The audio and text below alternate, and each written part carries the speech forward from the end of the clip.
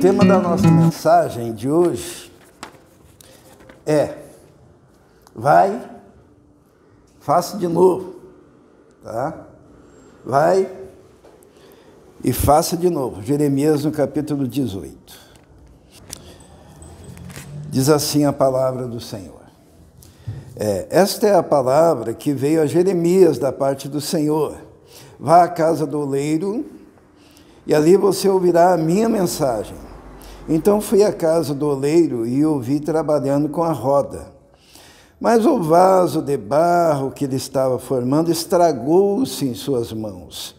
E ele o refez, moldando outro vaso de acordo com a sua vontade. Então o Senhor dirigiu-me a palavra: ó comunidade de Israel, será que eu não posso agir com vocês como fez o oleiro? Pergunta o Senhor. Como barro nas mãos do oleiro, assim são vocês nas minhas mãos, ó comunidade de Israel. Vamos orar. Senhor, pedimos a Tua direção agora, a Tua bênção. Carecemos do Senhor, precisamos da Tua voz, para que possamos entender a Tua vontade, para que possamos também obedecer a Tua vontade, não apenas entender, mas obedecer, fazer aquilo que o Senhor tem para nós. Pedimos então a ação do Teu Espírito, a operação do Seu poder neste momento, em nome de Jesus. Amém. Vai e faça de novo, tudo de novo, sabe? É interessante esse tema, porque ele é um padrão na Bíblia, sabe? Nós encontramos isso nas Escrituras quase que o tempo todo. Os irmãos se lembram que quando Caim e Abel foram oferecer um culto a Deus, vamos abrir lá em Gênesis, no capítulo 4.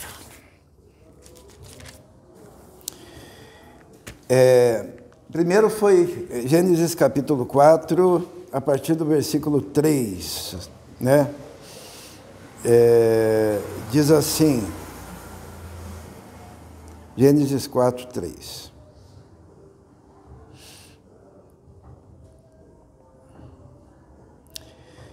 Passado algum tempo, Caim trouxe do fruto da terra uma oferta ao Senhor. Abel, por sua vez, trouxe as partes gordas das primeiras crias do seu rebanho. O Senhor aceitou com agrado Abel e sua oferta, mas não aceitou Caim e sua oferta. Por isso Caim se enfureceu e o seu rosto se transtornou. O Senhor disse a Caim: por que você está furioso? Por que se transtornou o seu rosto? Se você fizer o bem, não será aceito? Mas se não o fizer, saiba que o pecado ameaça a porta, ele deseja conquistá-lo, mas você deve dominá-lo. O que aconteceu é que Abel ofereceu um sacrifício ao Senhor e o Senhor aceitou. E Caim ofereceu também ao Senhor uma oferta e o Senhor não aceitou. Daí Caim ficou muito bravo, muito furioso, né? O semblante dele descaiu. E daí o que Deus falou para ele? Disse: se você fizer certo, você também será aceito. Em outras palavras, o que Deus falou? Vai lá e faz de novo. Não é isso? E a gente tem muita dificuldade quando nós não somos aceitos, né? O ser humano, ele precisa da aceitação do outro, precisa sentir-se acolhido. E é muito difícil quando se fala: vai lá, faz de novo. Se você errou, retroceda, repense, comece de novo. Porque daí você será aceito. No emprego é muito comum isso. Quanto mais jovem o funcionário de uma empresa, é pior isso, né? Quando ele faz alguma coisa errada, lá o chefe diz: ó, vai lá e faça certo. E daí, em vez de ele pensar assim, vou fazer o melhor, ele pensa assim: como que ele ousa, né? Mandar eu fazer de novo esse memorando, ou essa peça, ou seja lá o que for. Por quê? Porque a pessoa entende aquilo como uma rejeição de si mesmo. No caso aqui de Deus, Deus rejeitou. Mas Deus logo em seguida falou: não fique assim triste, angustiado, cara feia, enfurecido. faz de novo, né? E isso é um padrão nas Escrituras. E a gente só consegue crescer e se desenvolver se nós aprendermos isso, né? Lá no caso que nós lemos do profeta Jeremias, Deus manda o profeta Jeremias observar o oleiro está trabalhando com as rodas lá, pedalando e está girando o vaso e tal, estragou o vaso. O que ele fez? Fez de novo, né? Ele recomeçou. E daí Deus fala assim, não poderia eu fazer isso com a nação de Israel? Eu não posso pegar e fazer tudo de novo e recomeçar, já que se estragou aquilo que estava sendo feito. Então o próprio Deus fala, olha, estragou, eu faço de novo. Não é isso? Nós encontramos esse princípio na humanidade. Caim e Abel pecaram, né? Pecaram diante do Senhor. A humanidade foi destruída pelo pecado, foi corrompida pelo pecado. E o que Deus resolveu fazer? Um novo homem, que é aquele que crê em Jesus, né? Porque a Bíblia fala o quê? Fala assim que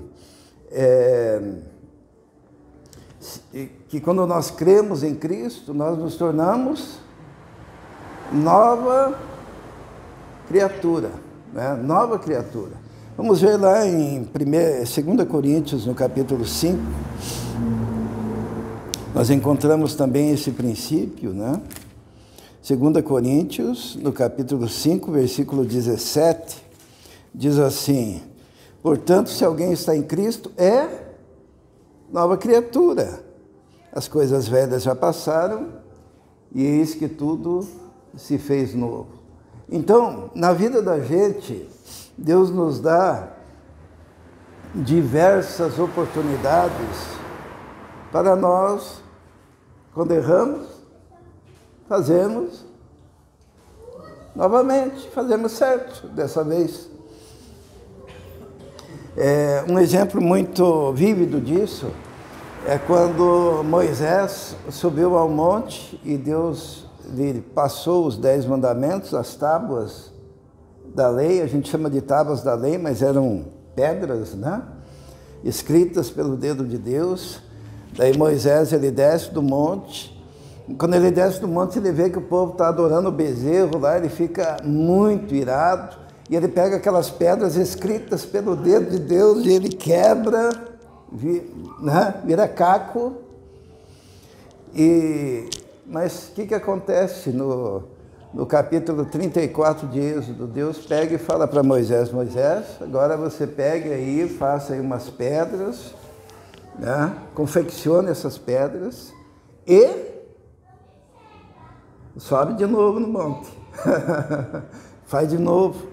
Dessa vez foi diferente, porque a primeira Deus tinha escrito, o próprio Deus, e a segunda Deus ditou para Moisés, e Moisés escreveu, né? Deus não se repete. Eu fico imaginando Moisés voltando, vendo os cacos daquilo que ele havia destruído, talvez pensado, o que eu fui fazer naquele rompante de ira, né? E olhar o monte, pensar, vou ter que subir tudo de novo. Ele tinha 80 anos, né? E vou ter que refazer. Faz de novo. Às vezes a gente, na vida, a gente deixa alguns cacos pelos caminhos aí das nossas iras e das nossas reações, né, diante das coisas, e a gente tem que passar pelo meio dos nossos pecados, reconhecer que nós erramos, e daí olhar a montanha e pensar, vou subir de novo. Dessa vez eu vou caprichar. Dessa vez eu vou fazer o que é certo, né? Então nós vemos esse processo de reconstrução e de fazer de novo, um novo homem, né? No planeta, como que vai ser? O que a palavra de Deus fala do planeta? O que João viu mesmo? E eu vi novos céus e nova terra. Não deu muito certo porque o homem se corrompeu, né? Porque a Bíblia fala que esse planeta... O que a Bíblia fala desse planeta? A Bíblia fala assim que, no Salmo, né, fala assim, que a Terra, o planeta, e tudo que ela é, que ela tem, eu dei, Deus falando, né, eu dei aos filhos dos homens, deu para nós. Esse planeta aqui era para nós administrarmos, né? Mas vai chegar um ponto em que o próprio Deus vai, lá em Pedro, né, diz o quê? Que tudo isso aqui vai ser destruído. Vamos ver. 2 Pedro, no capítulo 3,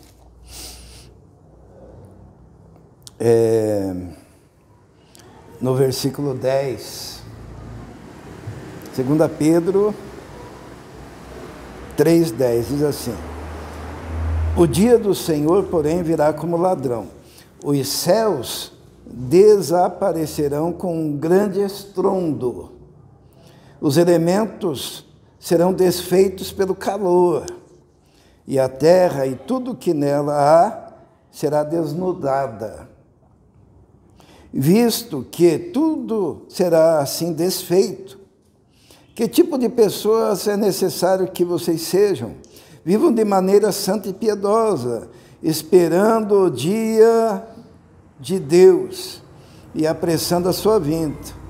Naquele dia, os céus serão desfeitos pelo fogo, e os elementos se derreterão pelo calor. Todavia, de acordo com a sua promessa, esperamos novos céus e nova terra onde habita a justiça. Então, Deus, ele vai refazer. Para quem? Para nós. Olha que bênção, né? Tudo aquilo que é destruído, há a possibilidade de ser refeito, né? E assim o homem... Mas existem situações em que não tem possibilidade de refazer? O que os irmãos acham? Existem situações que a coisa é mais complicada, né? Deus, ele percebe essas situações. Por exemplo, existem situações em que uma pessoa fica doente das mãos e a única solução de recuperação é fazer o quê? Amputar. Nós encontramos isso na Bíblia também, né?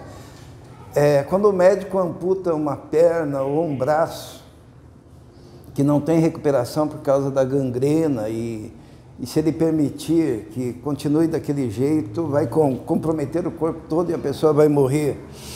Esse médico, ele está sendo ruim ou bom?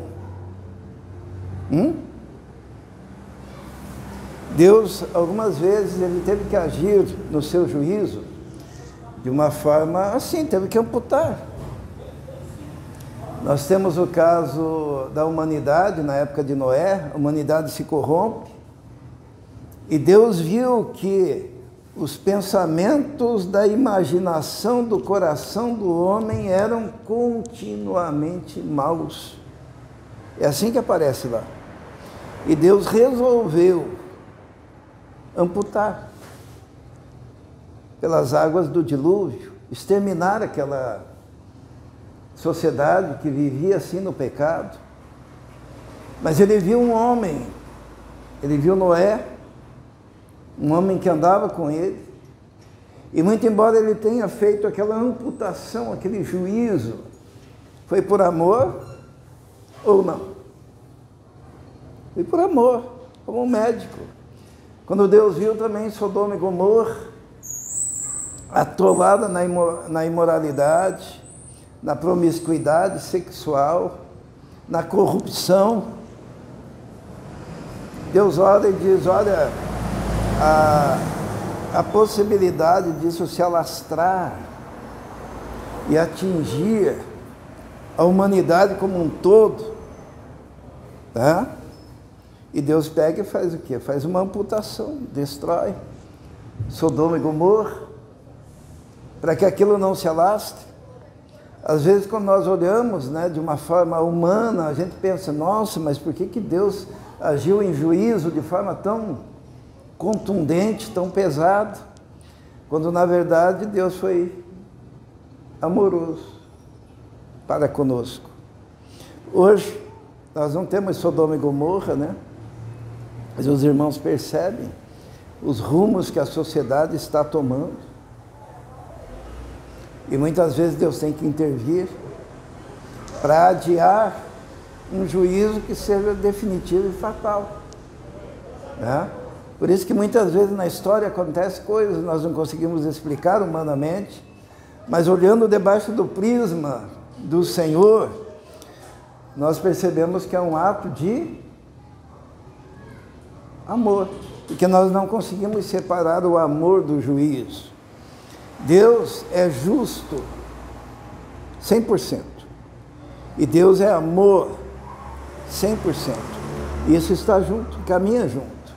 E todo ato de juízo de Deus também é um ato de amor e de graça. Nós temos, para nós encerrarmos, vamos ver um caso muito pesado que está em Levítico, no capítulo 10. Levíticos, no capítulo 10, a partir do primeiro versículo, diz a palavra de Deus, que Nadab e Abiú, filhos de Arão, pegaram cada um o seu incensário, dos quais acenderam fogo, acrescentaram incenso e trouxeram fogo profano perante o Senhor, sem que tivessem sido autorizados. Então saiu fogo da presença do Senhor e os consumiu, morreram perante o Senhor. Eles não tiveram a oportunidade de, vai lá e faça de novo. Por que será? Porque Deus viu ali uma situação que poderia se alastrar de tal maneira e comprometer toda a nação de Israel. Porque filhos de Arão, o sacerdote, né, da família de Arão, e eles seriam os futuros sacerdotes. E a família de Arão era a família sacerdotal. E eles, sem ser autorizados, eles vão e oferecem ao Senhor algo profano, que Deus não aceita, que macula a santidade de Deus. E Deus age imediatamente. E Deus dá uma palavra para Arão. Sabe qual a palavra que Deus deu para Arão? Não chore, nem lamente. Deus estava exercendo a sua justiça. Por amor. Por que por amor? Porque a partir de uma célula cancerígena e cancerosa, toda a nação poderia ser destruída, né? Então, Deus, na sua bondade, Ele resolveu aquela questão naquele momento. É muito difícil nós entendermos isso, né? Humanamente. Mas é um ato da graça de Deus em proteger o seu povo. Isso aconteceu no caso dos filhos de Coré, nós pregamos esses dias sobre isso, né? Olha só, para nós entendermos como que as coisas acontecem. Coré falou para Datã e Abirão, que falou para mais um, esqueci o nome, né, o nome dele. Já deu conta aqui, ó, começou com Coré, falando mal de Moisés e de Arão, né? Falando, esses caras querem ser príncipes e dominar sobre nós, afinal todo mundo é santo, todo mundo é justo, todo mundo é igual, então nós vamos virar a mesa e vamos deixar Moisés e Arão de lado, e nós somos os líderes. Toda nação é santa. Coré veio com esse discurso. Falou com Datã e Abirão, que falou com On. E daí reuniram 250 que ofereciam incenso. Já deu quanto? 254. É? E daí começaram a inflamar o povo contra Moisés e Arão. E daí o povo, isso é o processo de contaminação, tá? Daí o povo pegaram em pedras e queriam matar Moisés e Arão. Daí a nuvem do Senhor se manifesta e salva. Não é isso? Mas num dado momento, Moisés fala, se estes morrerem de causa natural, ele não era profeta de Deus. Se o chão não se abrir e não engolir estes, eu não sou escolhido por Deus. E o que aconteceu? O chão se abriu e o abismo o sugou. Todo aquele grupo. Eles não tiveram a oportunidade, pelo menos naquele momento, de levantar, sacudir a poeira e começar de novo, fazer tudo de novo, fazer do jeito certo. Porque ali era uma questão limite. E toda a nação poderia fugir do propósito de Deus se Deus não agisse naquele momento daquela forma. Foi um ato de amor. Mas para nós, eu gostaria de encerrar dizendo o seguinte, que Jesus veio a este mundo para que nós tivéssemos essa oportunidade, sabe? Quando Jesus veio a este mundo, ele veio para dizer, olha, levanta, comece a sua caminhada de novo. Aquilo que você fez no passado, eu apago com o meu sangue. Se levanta, faz tudo de novo. Se a obra se estragar, recomece. Se a pedra você derrubar e quebrar, não fique olhando os caquinhos. Suba no monte e faça de novo. Em 1 João, no capítulo 2, no versículo 1 diz assim, 1 João 2:1. Meus filhinhos, 1 João 2:1. Meus filhinhos, escrevo-lhes estas coisas para que vocês não pequem.